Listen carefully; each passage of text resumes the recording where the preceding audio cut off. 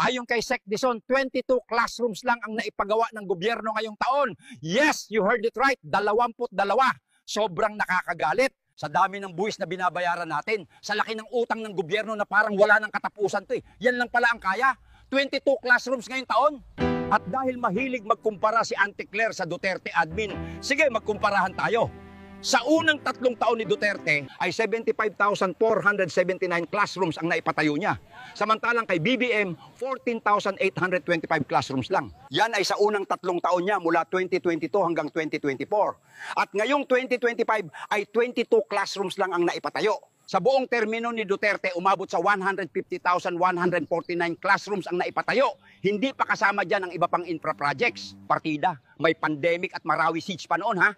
Ngayon, sa sobrang liit ng nagawa kahit walang giyera at walang lockdown, hindi mo na kailangan maging economist para malaman kung kaninong administrasyon talaga talamak ang korupsyon.